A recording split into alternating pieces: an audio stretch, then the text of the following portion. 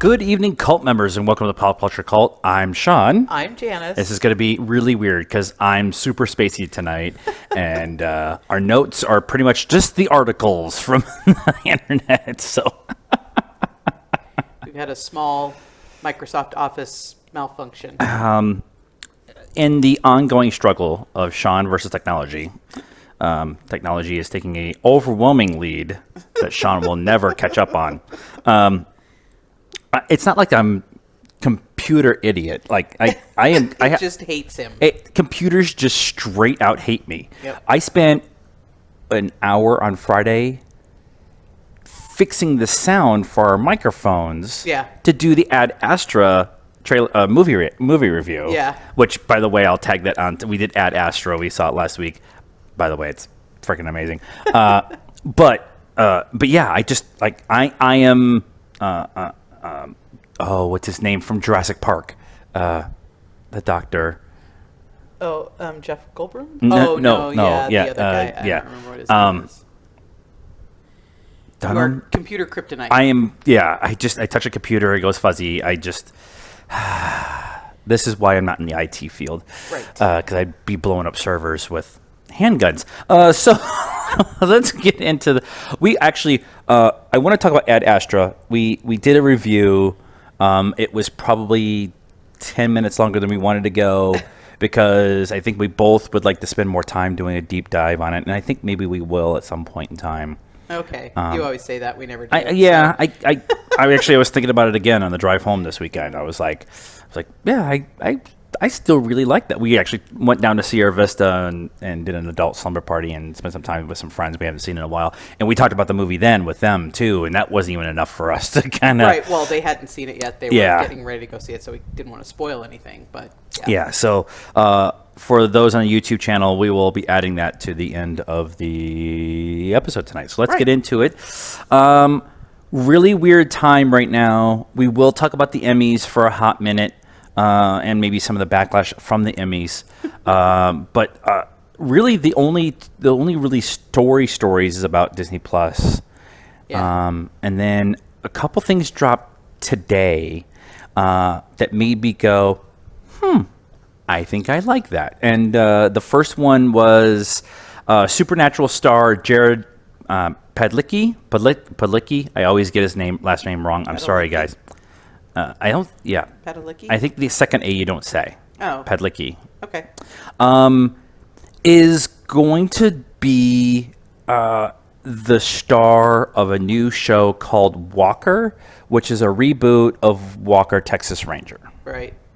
So were we clamoring for a Walker, Texas Ranger reboot? I mean, it was on for a really long time. It was on for a really long time, and Chuck Norris was the guy on the show. Yeah. And it was never my cup of tea. It was never my go-to kind of thing. Yeah. But I did watch it. It was cool. It was okay. But the idea if you have a show like Longmore and do a police procedural in a small town or a western town or a Texas town or something like that, makes a lot of sense. Police procedurals do really, really well. Yeah. Just look at Fox, NBC, CBS. It's either a... Law and Order's been on forever. Yeah. CSI. Yeah. There's some version of that. There's some in the Chicago PD, Chicago Fire, Chicago Exodus, Chicago Emergency Room, Chicago Health and Services, Chicago Water Department. Chicago Water, yeah. Actually, I would watch that. But the network TV is is really afraid to try anything experimental outside of Fox's animation domination stuff. Yeah. So or the singing shows, that kind of stuff. That was all kind of But this also makes a lot of sense too, because they filmed Supernatural in Vancouver. And they're gone. Him and Jensen and the whole staff and crew and everything are gone for 8-10 months of the year, filming 6 days a week up there, for a show that's done amazingly well for a CW show. Right.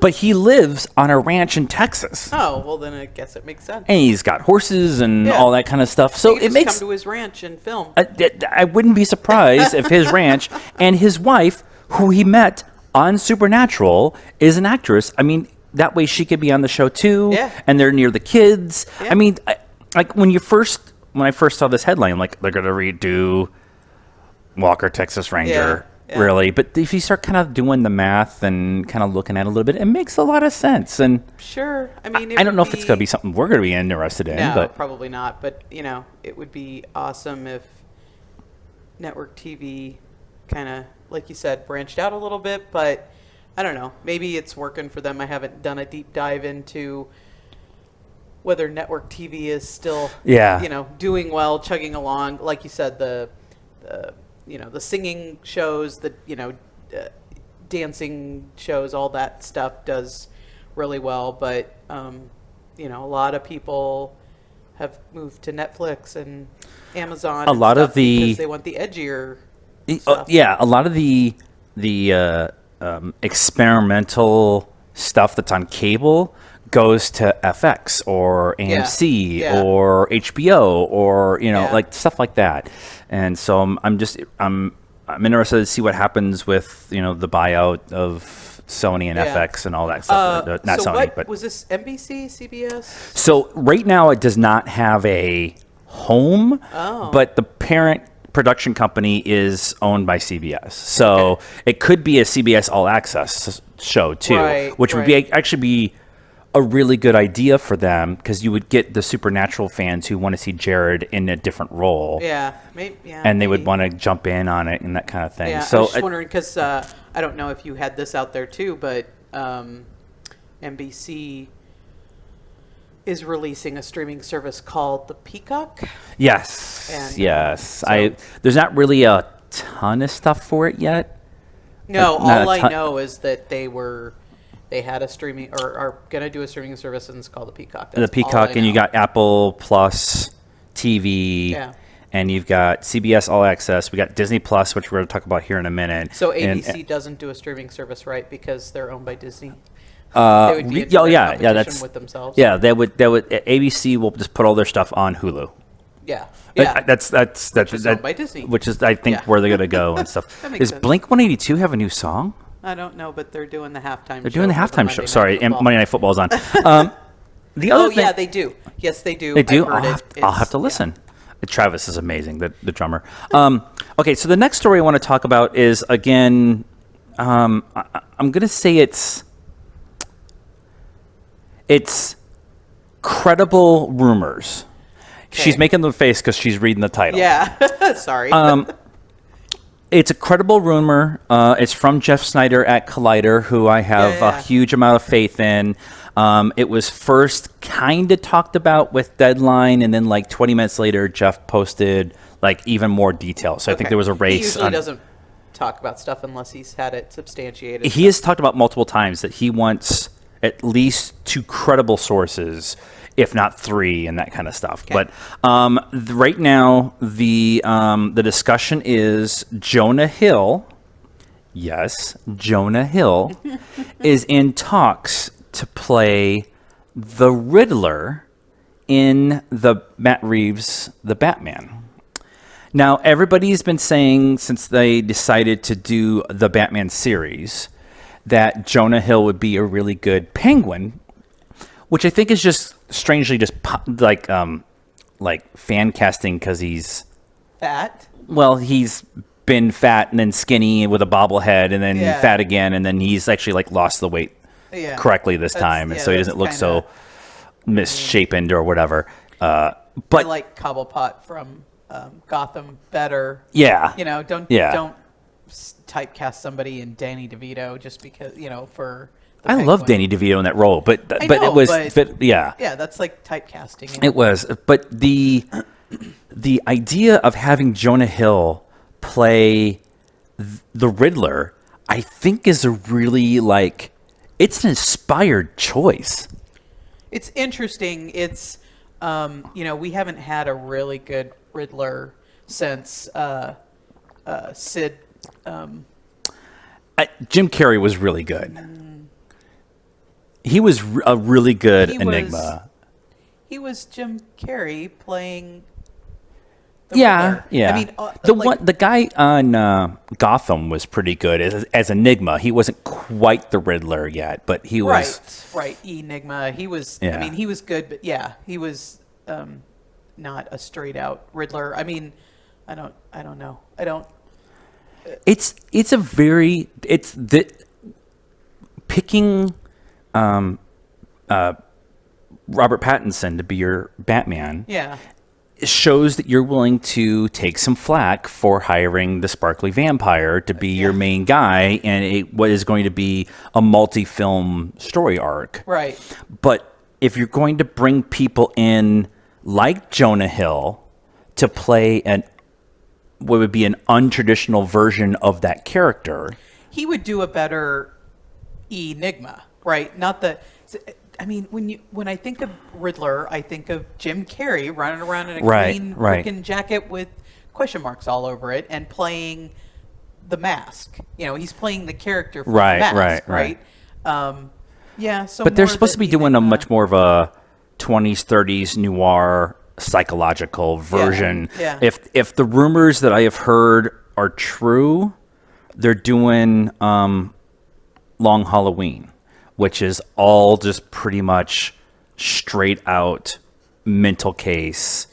There's multiple villains over the entire story arc, and none of them are the Joker, that kind of thing. So, and it's all it's supposed to be a little, noir kind of weird, crazy kind of stuff. So the idea of having him be this very different version of the Riddler, I think, is really kind of cool. They also were saying in this article that Jeffrey Wright from Westworld and Hunger Games and all that kind of stuff, he's going to play Commissioner Gordon. Okay. So you're going to get an older Commissioner Gordon. Right. A black Commissioner Gordon. Right. And it'd be really interesting because his voice is amazing. If he was like the narrator and you're telling the story really from Gordon's point of view. Yeah.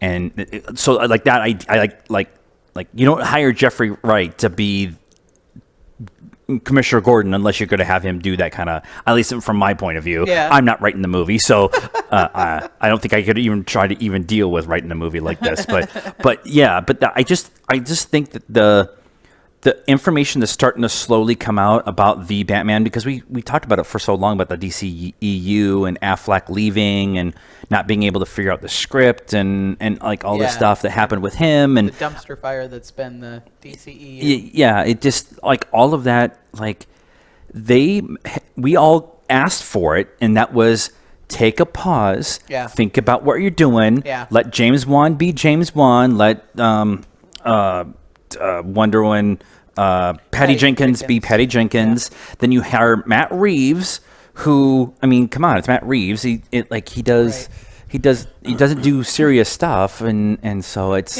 I just, and you get Todd Phillips to do the Joker.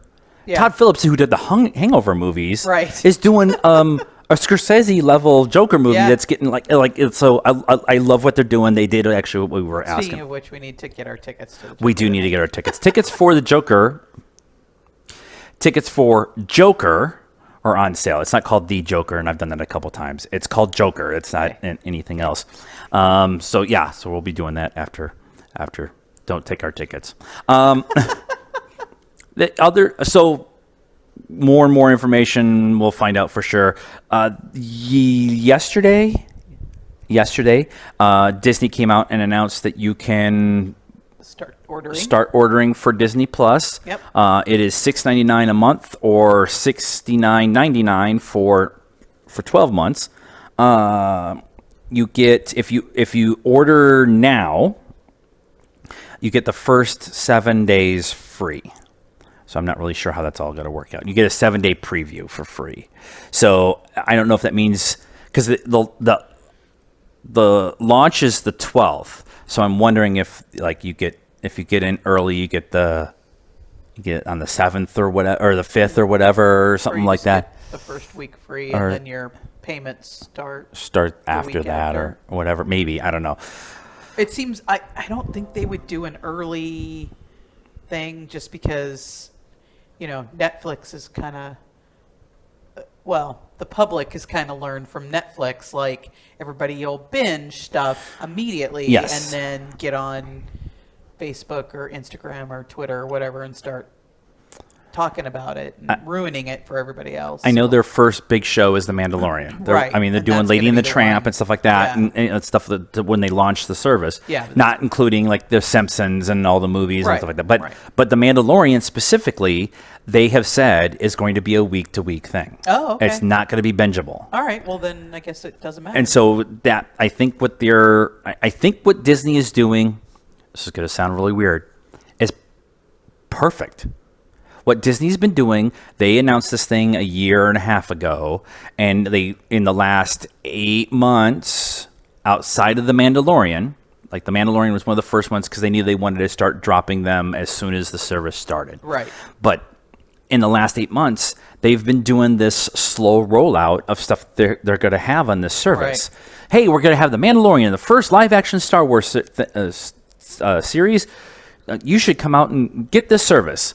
And then a few months later, they're like, oh, yeah, we're going to have all the Star Wars movies. And then we're going to have all the Marvel movies. And we're going to have all the Pixar movies. And then a few months later, they're like, oh, yeah, remember all those TV shows have been remembered? Here's the list of all the cool TV shows from all the characters and actors that you already love that are going to be on the service. And they're going to take place over 3 years. And, so they've been doing a really good slow rollout of everything and getting people hyped up. Yep. We're getting it. I just don't know if we're going to get it right now. Right. We will probably wait till the 10th or 12th of November to get it. Sure. Because we have a bunch of stuff to pay for in the 1st of October. And Phoenix Fan Fusion is doing their flash sale on the 3rd. And you can get 4-day passes for Phoenix Fan Fusion for $50. Right. And we could sit around and wait and try to hope to get media passes, but I don't for our homecon, I just rather pay the money and be in it. Let's talk about the Emmys. Full, complete disclosure from our point, we didn't watch them. Football was on. Football was on.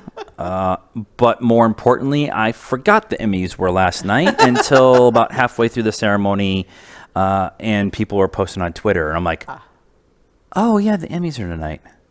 Well, shit. So I guess skip. From the outrage, so I've read some stuff about the Emmys themselves. They had no host because now it's the new hip thing to not have a host because the Oscars did it last year, and nobody can get offended by what the host said because they're doing a mini roast as an opening monologue. Right. So that part, especially with he threw another pick. Focus. For the Emmy specifically, I think they really need to have a host to kind of keep the speed because there's so many awards they do in one night. Well, I don't know. I mean, I don't know. We didn't watch it, so I couldn't say. They had some skits and stuff, so they filled the time with skits. So that's. I just don't. Is it Saturday Night Live all of a sudden? Yeah, I just don't. Just do the awards. Have people come out and present the awards, and they can talk a little bit about the shows, or the people, or whatever. Yeah. But they don't. Just weird. hire. I've joked about this before. Hire me as a consultant or something. I have a million ideas of how to make the Oscars and the Emmys and the Golden Globes and make them fun and interesting for a television audience. These award ceremonies are not for the television audience. They are for the people in the industry.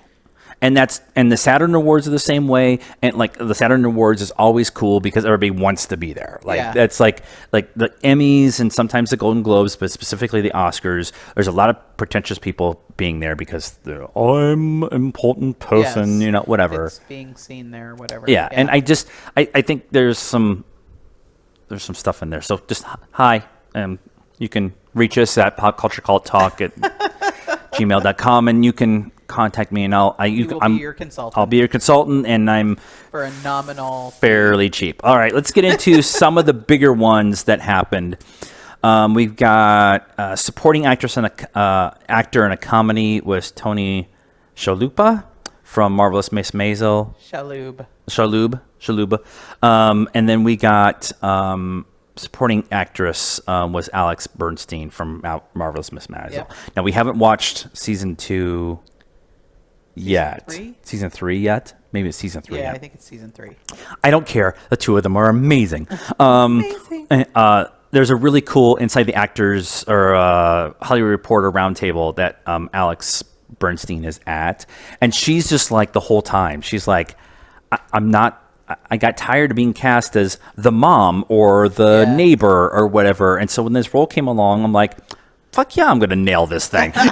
She's amazing. She's very much Olivia Colman, like like that kind of thing. Yeah, nice. Fleabag got Fleabag. Okay, first of all, what? I know of the show. Okay. I know of the show. I've never heard of this before. And they took like everything. Yeah, they took a bunch of stuff. Yeah. Makuga was saying today that the first like 3 or 4 episodes, the first 3 episodes of Fleabag is kind of a weird watch because understanding their humor is and what they're trying to do in the humor, whatever. He says, but by the end of season 2, it's like dragged down, funny, hilarious. So what's it on? I'm gonna guess Showtime. I don't Epics. I don't. I've heard of it. I know of it, but I just don't know where it is. No, I'd never heard of it before. Directing got acting. Bill Hader for comedy series. Everybody says Barry is amazing. Yeah. So when we get done and we have to make a decision if we want to do Shield, Killing Eve, or Barry. So we might have like 3 TVs going, trying to watch everything at the same time. Actress in a leading role was Phoebe Waller-Bridge. It's her show. She is the creator, the writer, and everything. So that's like a super win for her. Okay. Reality competition show. I don't care. Limited series. Patricia Arquette's just winning everything and all the different things. She's so hot right now. This is the second time that she's won for playing somebody outside of herself. This is not for that breakout of the prison thing like that. This was for the act, and so that was interesting. Directing Chernobyl, I still kind of want to watch it. I don't know. It's not. They never writing Chernobyl, acting in a limited series. When They See Us got nominated for a bunch of stuff. I don't know if you've heard of it. I've never heard of it. Outstanding television movie, Bandersnatch. Yep. Black Mirror. So have you watched that episode? That one? Yeah. Okay. Yeah. So I find it interesting with Black Mirror. It's a show. Right. But each show is an individual movie. Or episode. I mean, they're not movies. They're only about an hour long. Yeah, but they're all self-contained stories and each of the stories are connected to each other somehow. That's how I always understood Black Mirror. Yes, I mean it's the same universe, right? And so things that have happened in one episode have happened, or you can see how they will have, like technology and stuff. You follow it through, and it's a British show that came over here, and I think Showtime had it for a while, and they fucked it all up. Because that's what they do with British shows. Right. They did it with Torchwood. And then now Netflix has it, and yes, this season was much better. Imagine that. Netflix. Actress in a limited series, Michelle Williams, because she's Michelle Williams. Chernobyl won for limited series. Variety show. Last week with John Oliver won. I think that's kind of an upset. He won a couple. They did. They did. I'm working my way. The Variety Talk series was John Noble. And then I think there was an episode that they actually yes. Okay. So supporting actor in a drama series, Peter Dinklage won for the 4th time Right, and not Alfie or Nikolai. And Yeah. some people were saying that Nikolai probably should have won it for this season, Yeah. but Peter Dinklage is just Peter Dinklage, and his speech is amazing. Is it? It's him. He just pretty much says, Hollywood and this show specifically is the most opening, non-discriminatory cast and group that I've ever been a part of, because someone like me can be up here and be part of a group and just be me and not have to be, I mean, they did play into the imp part a lot, but that was how the part was written. But he was always treated as an equal as everybody and stuff like that. Actress in the supporting role went to Judy Greer in Ozark. Julia Garner. Oh, sorry, Julia Garner. Sorry, Judy Greer. I'm trying to. Julia Garner, which I found it interesting that. Oh my God, I had his name. Patrick Bateman. No. Oh, hold on, it's on Bateman. here. Jason Bateman. Jason Bateman. There we go. Bateman, who is also the creator, but he didn't win for his role, but he did win for creator, writer, something like that. Right. And I found that interesting. Well, because I kind of feel like I feel his character's more interesting than hers is. I don't know. I mean, I just got done watching the second season, and that makes sense. The reason I think he didn't win was because Billy Porter won for Pose, and he's the first openly gay. And I've actually seen some stuff with him. He's an amazing dude. But like Pose, it was like that was the only thing that Pose really got nominated for that had a chance of winning, and he won. Yeah. So it was kind of interesting. Okay. Directing, Jason Bateman for it was like an directing. Episode, yeah. Jodie Comer for Killing Eve won. Some people think that was an upset because Emilia Clarke didn't win. Yes, again, and Viola Davis. Right. Like that was a hard category, which is why I brought Robin up Killing. Wright. Right. It was. Yeah. It was a hard category. Fleabag won comedy series, and then let's talk about the big. Oh my God! The internet exploded. It's the end of the world. Game of Thrones won Best Drama Series in their last run. Right. This is very much a thank you for being amazing for 7 seasons award, and not for the individual season. That's from my point of view. Okay. I liked this season. It wasn't my favorite season. I liked this season. It's missing 2 episodes somewhere in the cutting floor room somewhere. Well, and considering who it was up against, I mean, Better Call Saul has been winning since its very first season. Yeah. Bodyguard was amazing. Killing Eve has been winning since it's started. Ozark, This Is Us, right? So there's a lot of Pose and Succession is both those are the other 2 that got nominated, and they both have been highly rated and talked about by everybody, and so I mean that makes a lot of sense too. It was a tough category. It was a tough category, but I for me, and if you're listening to the show, you're listening for our opinion and not everybody else's opinion. So you can, if everybody else has got a different opinion, that's fine. They can suck it. For me, it's like Return of the King winning all the Oscars. Yeah, it was a thank you. 2 Towers is a better movie. Yeah. Fellowship is a better movie. Yeah. But it was a thank you of achievement over the entire thing, because the only other thing that it really won for was Peter Dinklage. Yeah. Which is kind of I'm never gonna be upset that Peter Dinklage won, right? But it was. I just felt like that there should have been others who probably should have won. Brianna Tarth, Christine. I can't remember her freaking name. What she did in her run was amazing. They were all good. Yeah. So. Good in a season that was okay. So that is our show this week. Please help us out by liking this video, subscribing to the channel, doing all the fun stuff like, sharing with your friends and talking about us online and all that kind of stuff. And then we will be doing Star Wars tomorrow. Maybe. I don't know. We'll see. Star Wars. Talking about Star Wars. Nothing but Star Wars. Good night, cult members.